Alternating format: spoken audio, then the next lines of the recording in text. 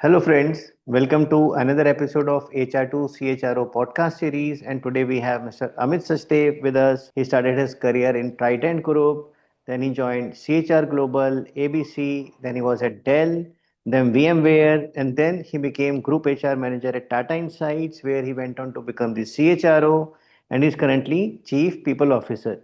So, thank you, Amit. Thanks for giving us time. Thank you, Amit, and thank you for giving me the opportunity also to share the platform together in the context of what you are also doing through Kushalta, various interventions you bring in through your leadership intervention and behavioral intervention, and in the dimension of the professional world, especially into the regional and other sales-related professions. So appreciate your passion in that space, training as well, which is core to the current need in the talent space as well. And opportunity for me as being a Tata Insights and Quants, a big data and an initiative within the Tata group companies, but we are a division of Tata Industries.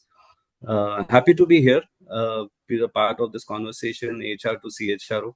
Thank you, Amit. So this is the first time that we have a person, a CHRO, sitting with his T-shirt on and a very alluring badge. So, would you like to tell us more about this badge? Oh, thank you for noticing, Amit. So, yes, one is the emblem Tata. We are a division of Tata Industries. We are a center of excellence in big data and analytics. We serve only Tata Group companies as a center of excellence.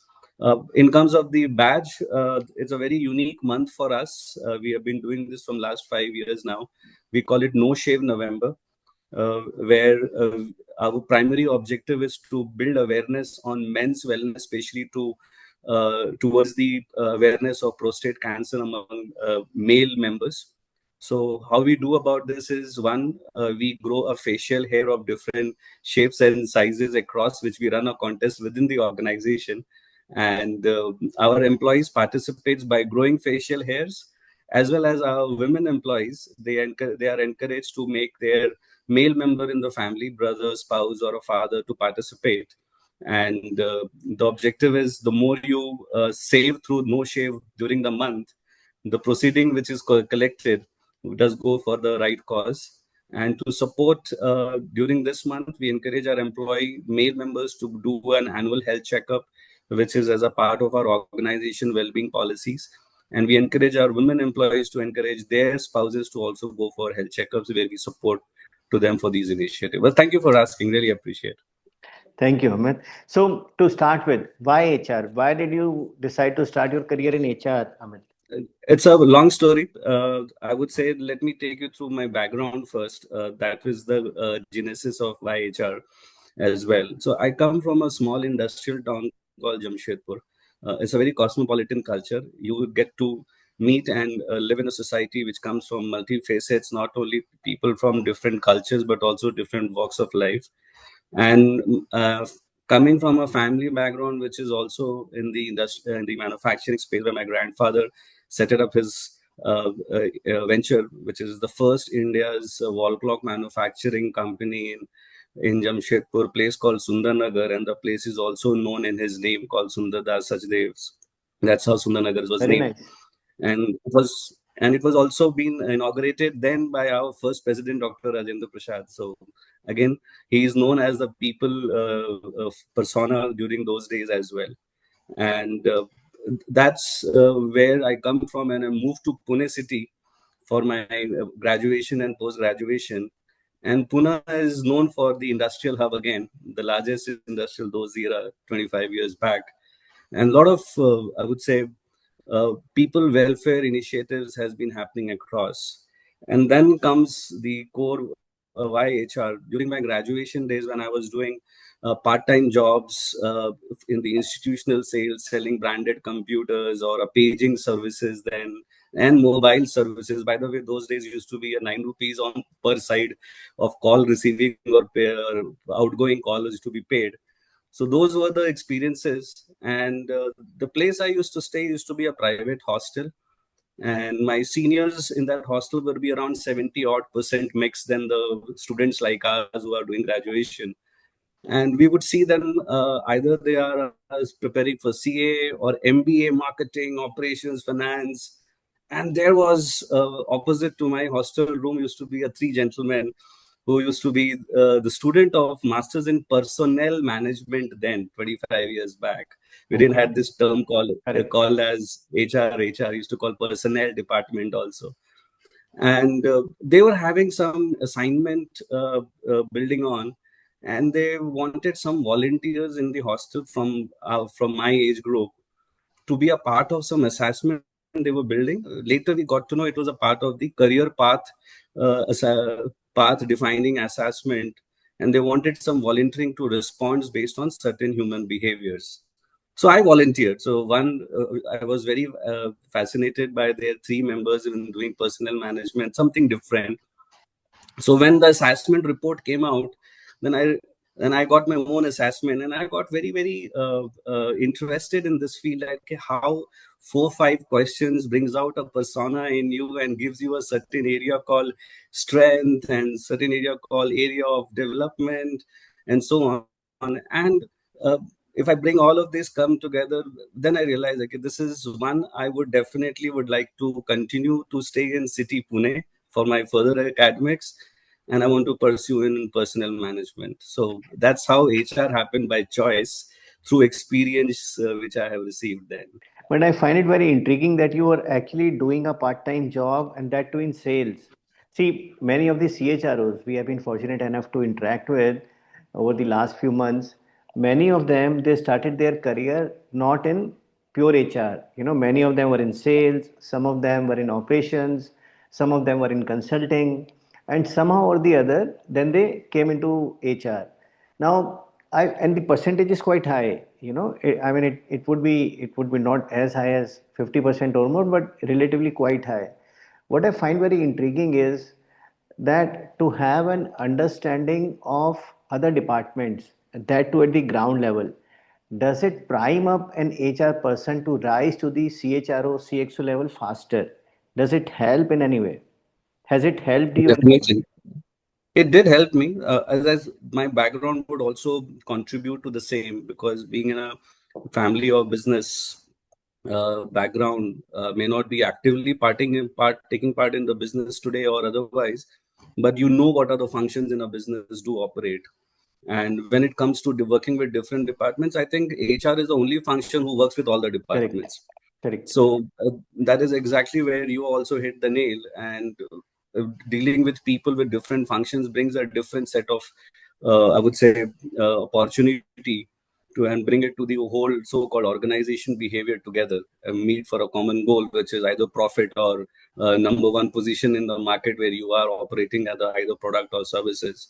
It does, and that is where I believe how in last 2 decades HR function has taken up a role from a back stage to the at least at a similar line function today Correct. as It's well. a It's from very a important. support function. It has now become a strategic partner of business with a seat at the table. So, so a person, an HR person who has knowledge about other departments working, or who makes an effort about other departments, how they work, the challenges, etc. Uh, it will help that person, that HR professional, to grow faster. So how can that person and every HR professional try to learn more about, especially the young HR professionals? They can try to learn more about other departments. So I'll take you through my example. I started my first professional career in a manufacturing brand called Trident, as you mentioned. Correct. So I happened to join in corporate HR, and there comes my first boss, who also happens to be my mentor as well. The first thing which I learned to learn the trade is to not to be in the AC office. Rather, you get into the plant, you walk from corporate office to the plant almost like a half a kilometer walk, and then you get into the plant, which is humid. And by the way, this is a textile manufacturing, so humidity is the key to get you the best fabric And what the we wear today. chemicals and the that smell and Dyeing, spinning, and everything. So learning that piece is equally important. So once you get closer to the departments, be it a raw material where the raw material is coming, so then you have input process, you have throughput process, and then you have output process. If you are able to learn the trades of each function, and not by sitting in a four wall office, but going down at where the operations are really happening. And that brings you closer to peace. For example, fundamentally, every business, be it a support function or it is a revenue generating function, it has only four dimensions. One is financial. Correct. Either you are spending or you are earning. So if you are going into a raw material department, so they are spending the money to get the raw material, or the purchase department we call. So at what price you are getting, will this price going to give me a margin in my sales price? That ties up to the whole line of your I would say product life cycle. Similarly, if you go to quality team, so quality team are also looking at number of rejection can be reduced, so that the one time right is equal to the maximum set of your profitability. Then you Correct. come across in operations is all about bringing efficiency. What you were doing it in 8 hours, now you are doing it in 7 hours or 6.5 hours.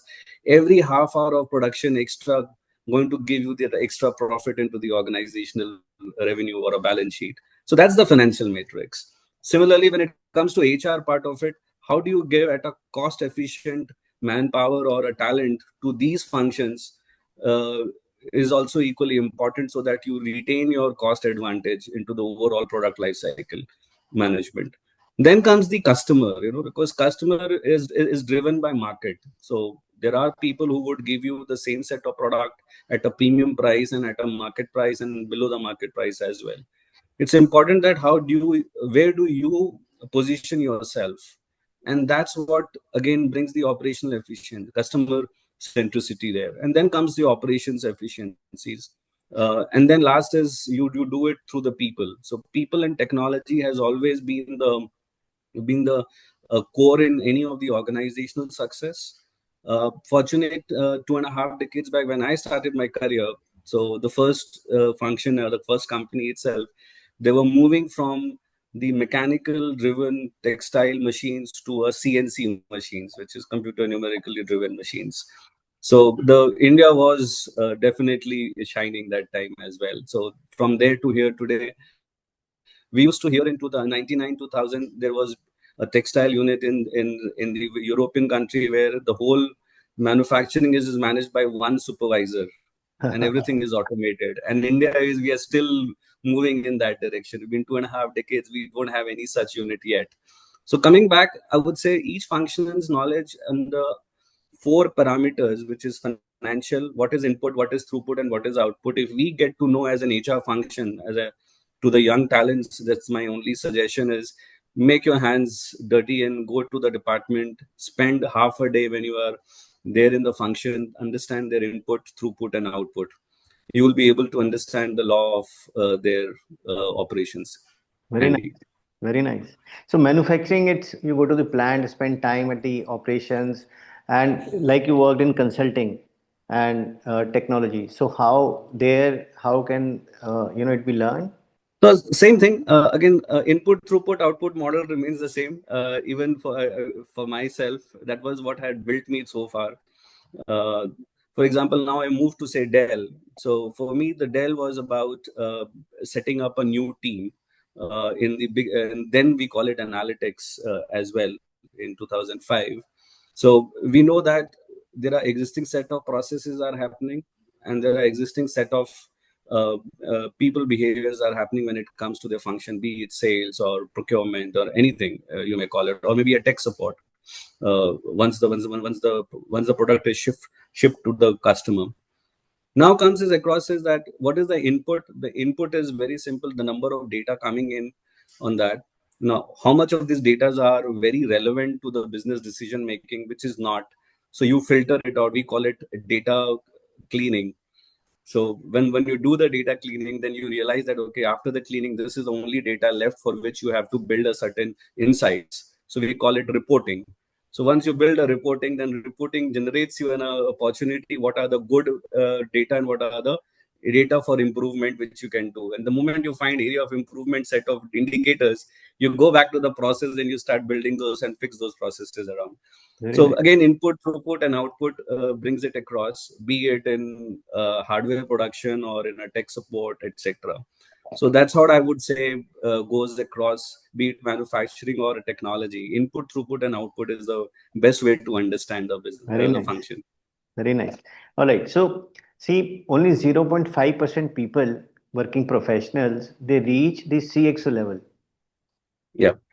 And you mentioned some of the secrets of your success, like mentoring. We'll come to that. We'll talk about mentoring and the processes, learning about the ground level work happening in other departments, input, throughput, output.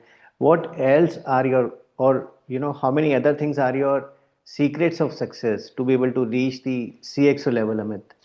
So, Amit, the first thing I would say is I am still on the ongoing journey. I don't call it success yet. But if I go back 2.5 decades, I would say it was more failure from which I learned more, that which has brought me here. Success and failures are always the balancing act which makes you go in the journey of your professional career. So when I talk about failures, for example, it again takes back to my first boss. She used to always comment, Ki, Amit, I need this perfect. So, or I need this fully corrected. So I will go back and do one attempt, two attempt, three attempt, and come back and then finally give it the output the way would she want. And then I realize there are two aspects to it. One is that the more you practice makes you perfect, which has always lived the philosophy, and that is what I was being groomed by my boss then.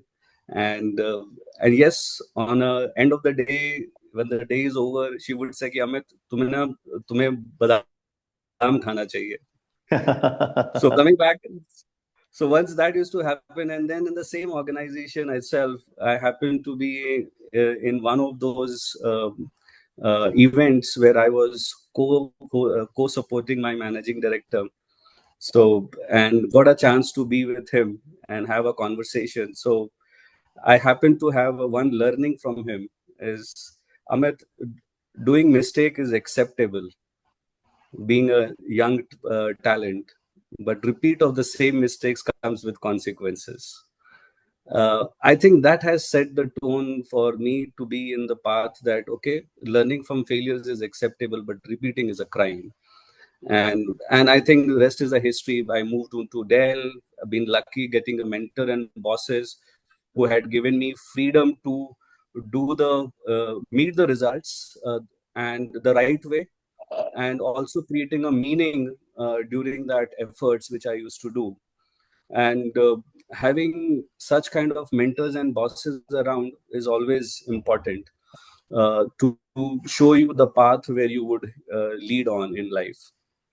Having said that, also this is something which I also learned when I was in Dell.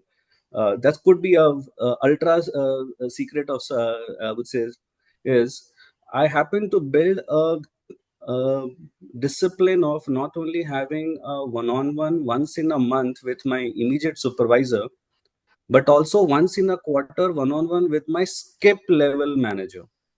So this way it given me a further horizon, uh, got widened for me, because I'm not only meeting my immediate boss's expectation, but I'm also getting a larger picture of my skip level as well, who would have a larger canvas to manage in the organization. And that helped me to meet both the goals at the same time, make a double effort or a multiple effort, and drive those set of results what is expected as an organization level. So among the uh, learning from failures, getting only a one myopic or a very focused one, it is also important that beyond a point you enhance the horizon by going to the next level leader as well, to see what he or she is looking for from you. So that gives you the expectation settings to deliver on that. And if I summarize in all of this is, uh, this has pushed me to become a subject matter expert, because you are doing not only what immediate function is looking at, but the next level function is also how they are looking at differently. For example, if I'm looking at a talent acquisition, maybe for my current manager, cost per hire is important.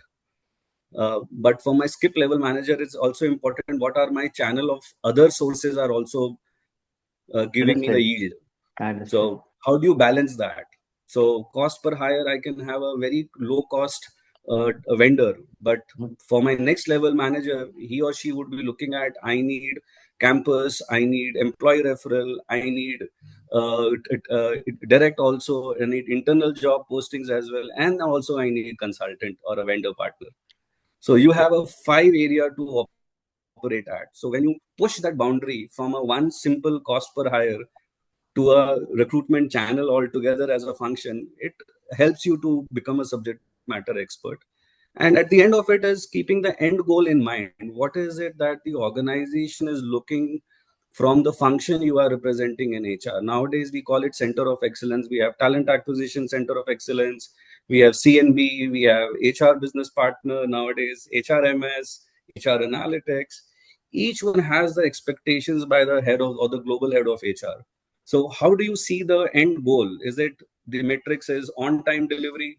Second is right talent at the right time, or at the right talent at the right cost, less of training time, sooner to the production or to the revenue making roles, etc., etc. So that end goal is important, and that's what I would say. Some of my secrets, which I've learned and still practicing it. It's not never the end. I always try to focus on these two areas. Whatever you do, you focus on going deeper as a subject matter expert, and also keep an end goal in mind. Don't miss out on the goal post. Very nice. So one caveat here, Amit. See, a young HR professional maybe who's working in a not so mature company, going to the skip level supervisor. So that may be tricky. So what would be your advice? I mean, is it advisable to just go and talk to the skip level advisor, supervisor once in a quarter, or first take your boss in confidence, immediate boss, and then go about it? I'm saying this because many young professionals might be listening to this, so they need to be very careful when they are doing it. So your views on that? I'll share you my first anecdote, how it happened with me. So I think that will be helpful. So I was talking about how did I chose my HR as a piece, because psychometric tool or so. So those who know what is MBTI, so before coming into corporate world, I was introversion. My energy used to be more internalized. But the moment I started coming to corporate worlds across, so into the role which I'm in, going to the department, so I started pushing my boundaries from introversion to extroversion. So, and then came the opportunity. We call it a. We have heard of elevator speech by the for Correct, many correct, folks. So correct. this for me was like an elevator connect.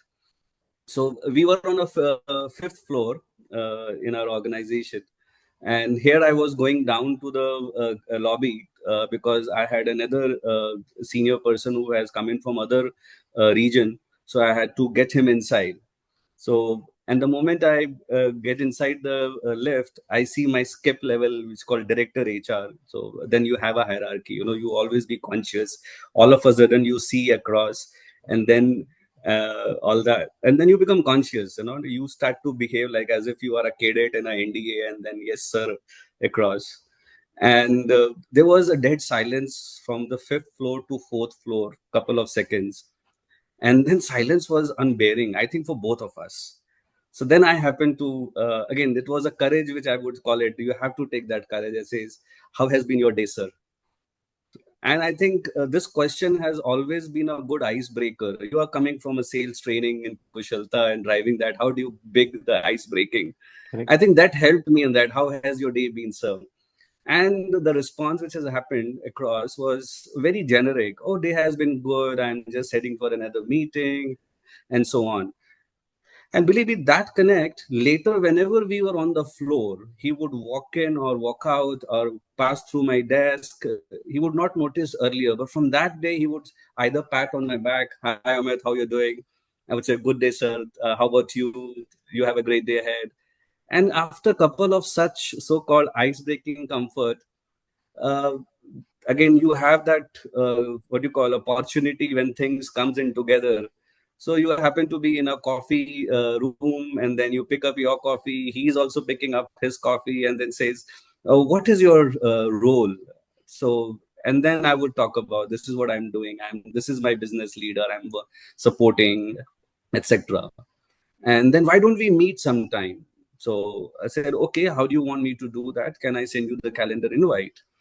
Now, that was the opportunity, I would say, and the rest is history, because now I can go to my manager saying that, you know what, your manager asked me. Okay. Now I don't have to feel guilty about it. Correct. And I asked him whether I should send a calendar invite or your EA would do. And this is what has happened. So you balance it out in some way. And that is what we have learned in our consulting, behavioral interventions, and so on. Very So nice. again, long story short, how do you build that opportunity? It doesn't happen in one go. But Correct. yes, if you are constantly pushing some boundaries and putting out of your comfort zone, that first start will always lead to your end goal. Very nice. And then after that became quarterly connect after that. Very And nice. we never used to talk the role, we would talk, what is your interest? I would say I'm interested in networking, I'm interested in hardware knowledge, because it was a Dell. And as and when things started becoming more common, and I would start getting more and more larger responsibilities, and then how you grow, what you do. Very nice. And in other organizations also you are doing that, Amit? I still do that. Very nice. Very nice. I still Like, do that. very nice. So see, this is so powerful. This is so very powerful. Okay, so we talked about failure and learning from failure. Can you share some examples on that, Amit? How Okay, failure, so which failure made you stronger, and become better? okay, so I'll give you two examples, one on my personal level and one on my professional level. So one is about, when I say personal level, about preparation to a particular uh, objective. So here is a time when I was in the organization. Let me not take the name now. In the organization. So what happened is, across that, we were given a certain objective to be arrived at, and surely because of the personal accountability was, uh, I would say, slightly blurred between accountability and responsibility. So I was accountable, but I thought I was responsible. So the first failure was that. For example, there is an event to be hosted, and being an HR person, I was tasked as a POC, and and then I was to be there. I was supposed to be there before the event start, which I did, but I happened to be just nick in time. And when I realized that in the nick in time is always going to be a learning, which is later, which I realized, okay, there are a lot of things to learn. So nick in time, there are following chaos happened. First, uh, the event for which the whole thing set up, I did a night before because of the checklist. Everything was there, but somebody took the lock of that particular auditorium, which was not known where it is. Oh, Okay, so the guest had to wait for 5 minutes. Okay, so that was, so event started first 5 minutes late, and by the time people set it up themselves inside the auditorium, etc., it became another 5-10 minutes late, because while the whole setup was done on time, and it was supposed to have a projection also, because of the presentation was also the medium. So all of a sudden, what has happened, that the projector, which was the main projector, the illumination changed over a night, because of the certain lives of the bulb of the projector, which I didn't realize. I was not so technical myself then. So some of the colors which was green, supposed to be green in the numbers graph, etc., it was appearing purplish. So that was another chaos. Okay, the numbers are not reflected, and the presenter was very much not comfortable with the aesthetics which is happening. And then you were to balance it out of the rest of the day. So first half went on very different. Now you can imagine already what went off on that. So my personal learning was that, okay, I was responsible, no doubt. I did all the checklist, but as an outcome, it didn't, because the overall first half was half an hour late. I had to cut down 1 hour lunch to 45 minutes, and my second half tea break from 25 minutes to 15 minutes to meet my 5:30 deadline on that, the whole workshop on that. So that was my personal side, and accountability is no matter what, you correct. need to be there before the time. That was my personal learning, and I could relate now as well. While I have to be with you, I was early, and I do it every time now. Very I nice. make sure that even if I have to be an hour early, I will always be early. So Very nice. that's one. Now coming to the professional side, professional side of failures and learning. This is about, I would say, mm, this is about the current organization, the first year.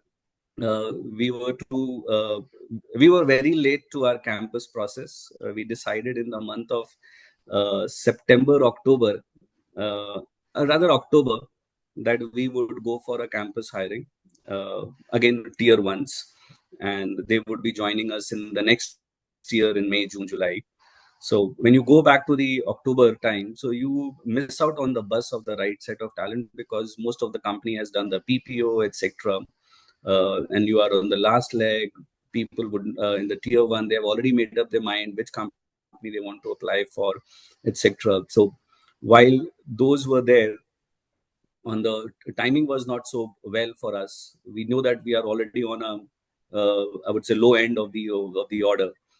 And when we turned out towards the real campus placements time, December first week onwards, everywhere, all your B schools and tier ones do start getting into that.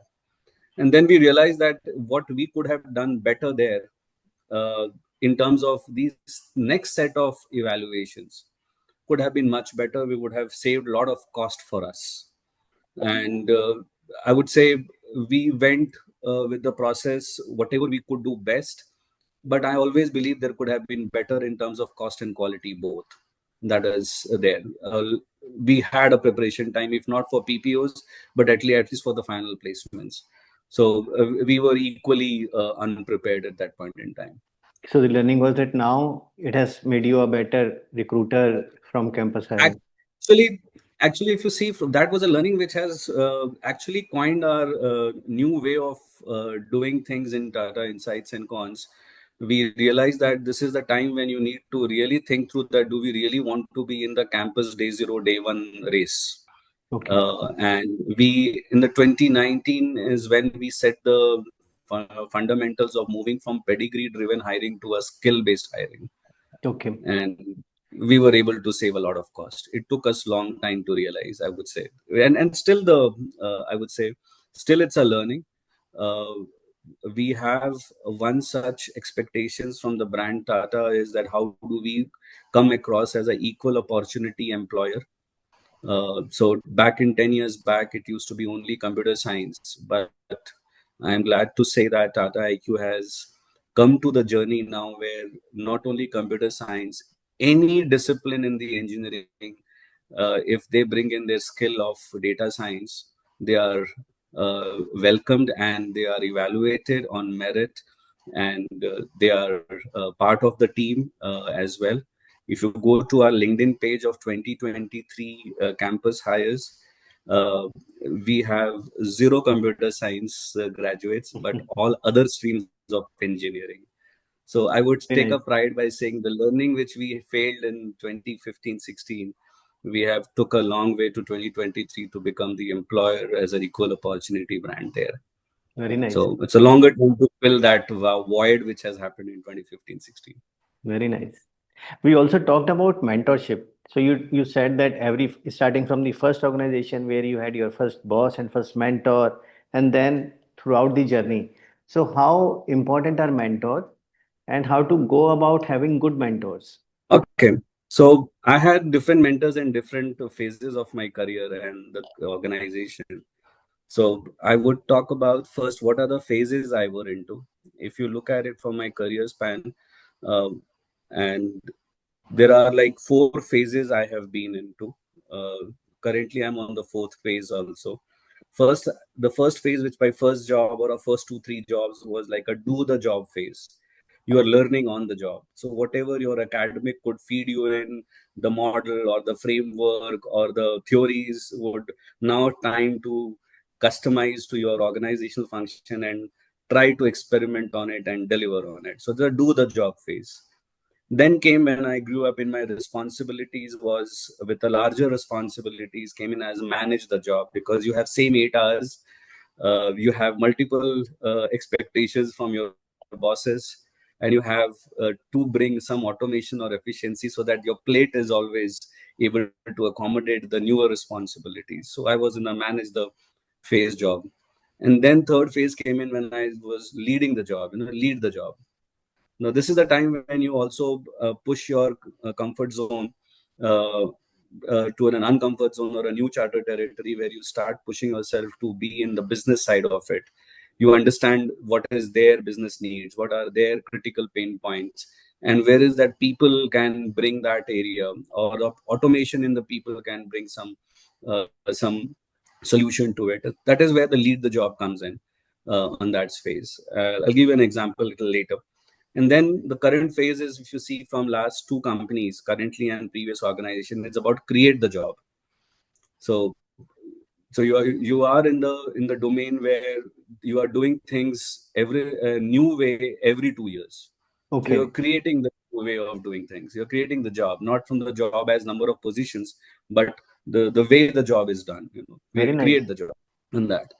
So now in this, I would say my mentors in these organizations has played a following role, which has built two type of uh, uh, I would say uh, the two inferences which I bring back is one on the personal side and second on the professional side. And I'll give you an example of both parallelly. So, for example, in my first few jobs, I was mentored with a theme of, Amit, you need to focus when you are to be on a long run in this industry of in a profession of HR. You have to build your character first. And this is on a personal side, and I'll give you an example of both. On the professional side is you have to build your reputation. Now Okay. let me give you an example.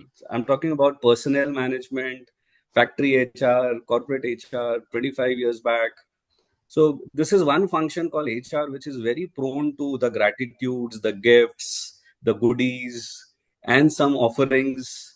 So something which I learned from my mentor is to build the character or reputation of having integrity into myself, because it goes a long way. Because once it is lost, it carries you to the rest of the future career organizations. Now, whether good, bad, or ugly. Correct. So that had been my first mentoring lessons across. It doesn't come so easy. Believe me, you are young, 25 years of age, and you have a lot of distractions to offer to you. And how do you keep your integrity intact is not an easy thing on that. Correct. And I think it is true to even today's business world as well. Correct. So, and once you are part of the integrity side of the for the good reasons, and that's your professional reputation. Correct. So you will see that larger responsibility of very complex assignments come your way Correct. because you have shown your integrity, you have built your character and reputation both. Now comes the second is change mindset. We always say in the professional world is called keep upgrading your skills Mm-hmm. in continuous. So when I say change mindset, it's a very simple. I have lived through three generations now, 25 years of I would say professional career. So the technology, the way it is changing in every 2 years and going forward will be every year. What I used to, or what the current HR function working 2 years back, that has been done half the time and efficiency with the machine today. Technology, I Correct. mean to say.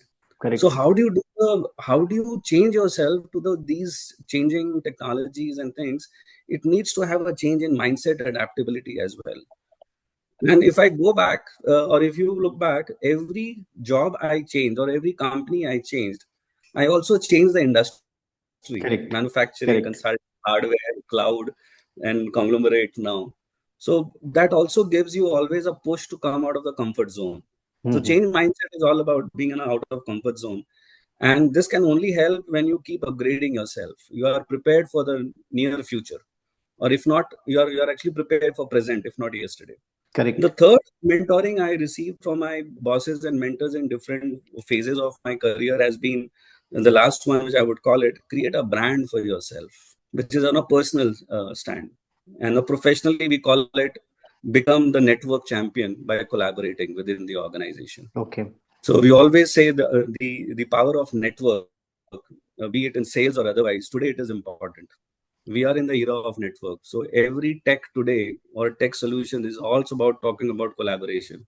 Even Zoom today is actually become a collaboration platform. It's Correct. about network.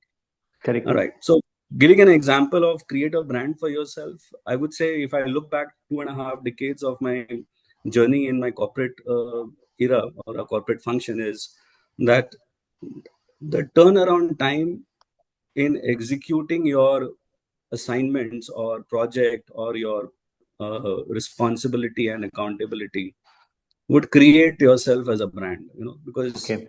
imagine in our personal life, you say, "Arey, ye Amit ko de do, ho jayega." Correct.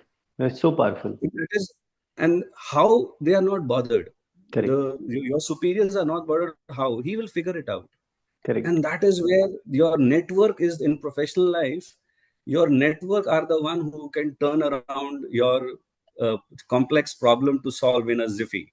Correct. So both in personal and professional, this is, if you bring balance, is what I learned from my mentors, and that's how it sums up from my side about how has been the mentoring has played a major role in my career. So powerful. So powerful, Amit. So changing industry, like you mentioned, so it was a conscious decision to change different industries to come out of the comfort zone. There is one person whom I have been constantly mentored, who was there in my first organization, who had made me believe uh, there are two ways of uh, making yourself what you call in the journey of success, is either you play your strength or you build on your weakness. Okay. But what I learned from my mentor was play your strength. So Okay. if I look at what has been my strength, is one is relationship over uh, anything, which is networking. Second is focus on meaning over money, and last is focus on outcome over efforts. Okay. So if I look at these three ingredients, so I had these three common in every time I changed the industry. Okay. So for me, industry became agnostic. You put me in any industry tomorrow, I will build up based it on these three things again. Very nice. So every time I was meeting up with my mentor, then as Amit, you are in a comfort zone. Come out of it. So how important is to come out of the comfort zone, Amit? Why is it so If important? you again, it's a internal belief. If you want to move ahead, you have to displace from your existing position. You Correct. cannot reach the next destination unless you move from your current position. Correct. So change is the answer from that context. Very nice. Very nice. See, you were saying that you will give an example of leading the job, the second phase of your career. Yeah. So lead the job for me is, I'll give an example. I was in Dell. Uh, I was given a new responsibility of rebuilding the employee referral program within the organization. We call it Friends for Hire then, and this was in 2007. And this was to be done for our contact center business, which runs overnight schedule, night shifts. So usually, if you see any talent acquisition, they work in a day job. Mm-hmm. Correct. Now, bringing back those again, change mindset, again, build your character and brand execution and so on. If I continue with this recipe, so my employee referral team, whom was reporting to me, were around 6 to 8 of us. Uh, I had blessed that 50% of them who had worked in the night shifts. So I know I don't have to convince them why we'll have to work in a night shift, because that is the time when the employee will give the referral, because employees are working in the night that time. Correct. So what we did is we created a campaign around it on that, which is Friends for Hire through Dostana and Yarana concept. So we created a certain set of campaign, in the sense, we as employee referral of talent acquisition team, we will go to the center where there's a night operations running, Okay. and we will park ourselves at the center of the operations there, and we will work with the business supervisors, leaders, and managers and directors, that this is what we want to do, because you have a hiring requirement on the other side. And employee referral has always been the best output in terms of stability and performance and productivity. We all know that today. Now, the only thing was, how do we translate it into the entire recruitment as a process? So, by moving the entire employee employee referral team from the core HR building, fifth floor, to the customer, which is my employees. One, it changed the 50% of the game. The Okay. second was we ran few incentivized programs for referral. If you refer three, you have this goodie to earn. You have refer five, you have this goodie to run. And I remember that was a time when we had the first World Cup winning in T20, and the very night Yuvraj hit the six and six ball. Correct. So we capitalized the emotions on the floor because we had TVs on the floors and people were on the call as well as watching the match. So what, with the help of one director there, and from a senior, he suggested, Amit, why don't we run a campaign? The people who will give 6 referrals right now, we will get the center head signature on a coffee mug as a personally signed coffee mug in next 1 hour. So if I look at that whole piece of it, so nowhere it has been done before. And Correct. it was totally dealing with ambiguity across, and you are leading it because nobody had set the precedents before, and every step you are improvising, Correct. and people are behind you for that, and they're trusting you for that. Okay, you Correct. are going ahead with some sort of some actions which will bring some yield. And by the way, that was the most engaging employee referral happened that night for us. Very So we powerful. started this employee referral campaign with 9% contribution. By end of the quarter, we ended up with 17% employee referral Very contribution nice. and offer to join. Very nice. Very powerful. Very powerful. So that's a good example of leading the job. See, we also talked about outcome over effort, the end goal. 2 or 3 times you talked about that. So some thoughts on that. Why is outcome more important than effort, and why 100 good reasons work not done is never equal to work done? So why is outcome more important? I'll focus only on outcome, not effort. So because my orientation is towards outcome.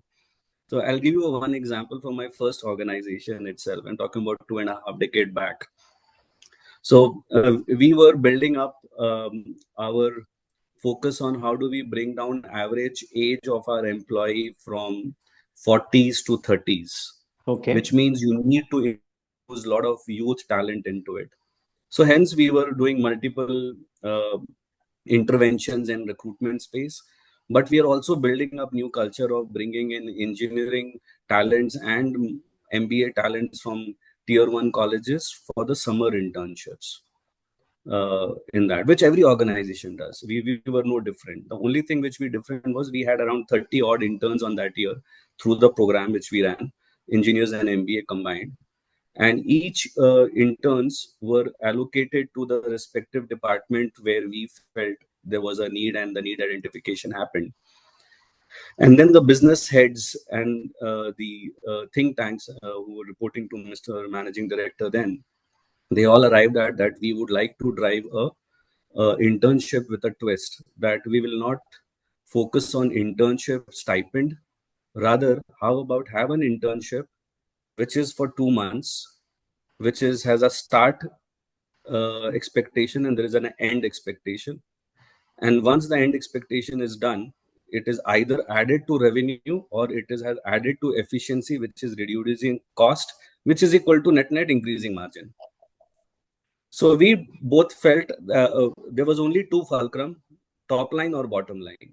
Correct. So out of those 30, 8 students were able to generate revenue or efficiency signed by the cost works department, which is the costing department. Yes, they have signed off that there has been the Improvement. converted into a rupee value, what has been the saving or what has been the revenue out of this project. And they were given 25% of that value as their Okay. reward. Okay. Then I'm talking about 25 years back, where the salary is not used to be more than 3 lakhs as a tier 1. We paid 30,000 to those 8 students as their profit sharing from the project they have done. So Very out of nice. 38 8 students. So Very I would nice. say that was the taste of what is outcome focus. And I'm not saying about the other ones, they did not do the great job in their projects. They did, but they were not able to quantify. They had the Correct. efforts, no doubt. Correct. But Correct. They also met the objective of endpoint, but in the along with endpoint, did they meet the top line or bottom line outcomes? Those who did, they got the profit sharing, which is 30,000 average Very to nice. 8 people. Very good example, Amit. So, see, we are coming almost to the end of our discussion. Nowadays, I ask this question generally because at the senior level, the efficiencies required are more. You know, you have to be personally highly efficient, and the times that we are living in, there are so many distractions, there are traffic issues, there are other problems, nuclear families, so nobody to take care of, you know, your young kids, etc., etc. How important is to learn time management techniques and how to manage time? It's actually a very difficult question to answer, because for every people, for every person, time management is of a different priority. And each day brings a different challenge together. So I Correct. can only answer about myself. How do you look into it when it comes to time management?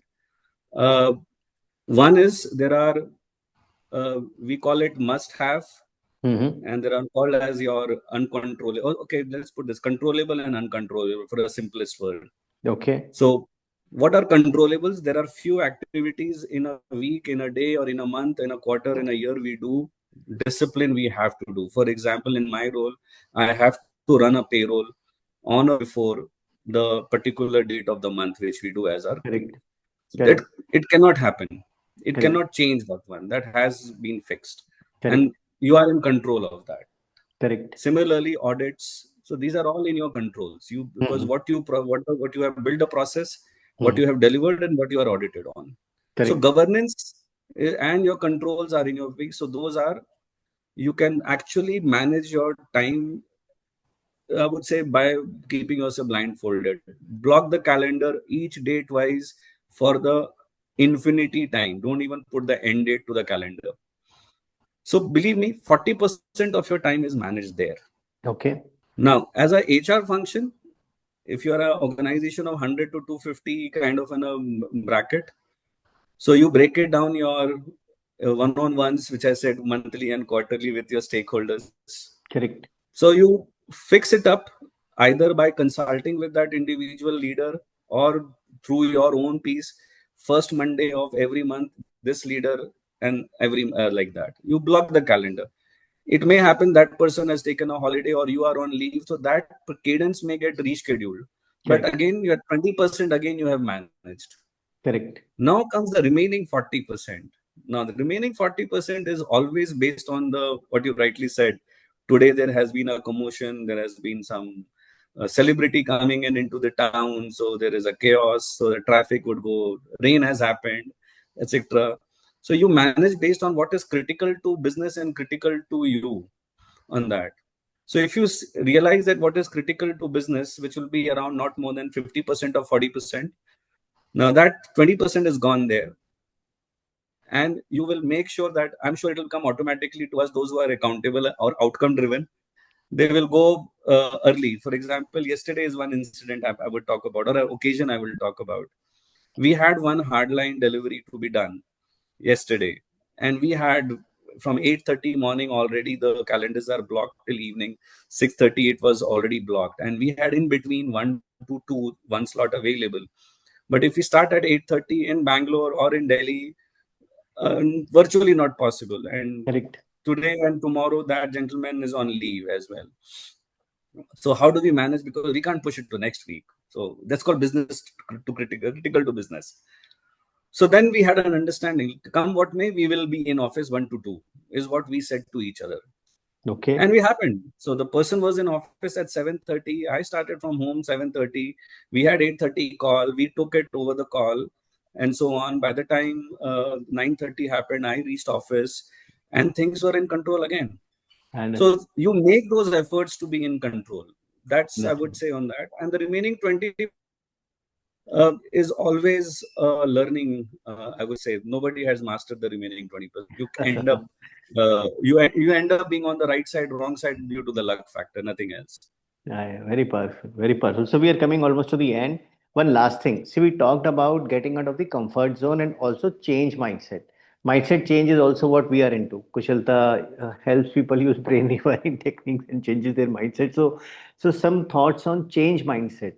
See, because again, most of the problems. I mean, we talk about maybe Gen Z, or talk about people who are at a certain age who have been working for a long time, that they have got a fixed mindset, and it is important for them to change their mindset. But it may not be that easy. So something on change mindset, Amit. I'll talk about myself. I come from a background where I learn, or my learning ability is as a kinesthesian learner. Okay. Okay, so I can be at the worst in the order. So there are three types of learning. Kinesthesians are the slowest learner in the Only around context. 10%, I guess. Yeah. Okay, so I can talk about how do I manage my learning curve or a change curve being a kinesthesian, which is very difficult. So you need to practice small steps. So I go back to my academic days, what has given me the success being a kinesthesian learner. By the way, I got to know that I'm a kinesthesian learner just 12 years back. I was not aware earlier. So, Okay. and thanks to, I would say, Tare Zameen Par in bringing various other elements of learning, but I am not those. But in the kinesthesian learning, I got to know 12 years back when I was doing another certification on the psychometric assessment. So, Okay. coming back, so for me is taking a small baby steps and executing it, mastering it, then move to the next, and then to the next, and then to the next. And when I look back, that has also helped me in my academic career as well. I would be 60% ready for my exams at least 1 month before. Very nice. So we have seen both side of the students in academic Correct. industry, in academic phase, that there are some set of brilliant folks who would do it in last 1 month, and the rest of the year they have been chilling out. And there are someone who have been working very hard, 8 or 12 hours of study. I was not those for sure, but I would, whatever the time I would do is I would write it everything 2 times, 3 times, because that is where the kinesthesian learning comes in. The more you write is what is embedded on that. And it is important that you practice what is your strength. And that is Correct. what later became my aspects to change. Because when we are using a technology now, so for the current talent, change management is whenever you are in a one technology, go back to one event every time. When did you change your handset? Okay. You're If they asking. ask a Okay. question to themselves, when did I change my mobile handset? The answer would be 1 year or 2 year down the Correct. line Correct. nowadays. Correct. But I have started when I using mobile, I used it for 5 years also, the Okay. first one. Okay. So today, if you see, that is how the change is happening. If you as a generation are changing technology for your consumption every 2 years, what is stopping you to do the same thing yourself with the same timelines? Very nice. Because what smartphone was giving feature 2 years back will have the same feature but with an advanced efficiencies. Correct. Correct. The same Zoom call in 2021 when pandemic happened, we did not had those features, but we are using those features. We didn't have backgrounds, honestly, Correct. those days. Correct. Correct. But now we're able to use it. But how did we happen to use it without knowing? We did small baby steps. Correct. We were not fearing the changes to adopt. First Correct. is take off the fear on that. The moment Very fear powerful. comes in, your ability to change stops by 50% then Correct. and there. Correct. You have to come out of that fear, which is equal to out of comfort zone. We Correct. have to learn the new way of doing things. I think there's no other way. I can be my own example being a kinesthesian learner, honestly. Very It's nice. not easy. It's not easy, Amit. Yes, yes, I understand. But very powerful, Amit, coming from your side, it's so very powerful. So we have we already crossed the 1 hour limit, and we could have spoken on so many other topics, I think, but we have to maintain the time limit, Amit. So thank you. Thanks for giving us time. It has been a very interesting and insightful 1 hour. Thank you so much, Amit. Thank you, Amit, and wishing you all the best for Kushalta as well and driving certain change and interventions through your passion and your team around that. All the best. Thank you. Thank you.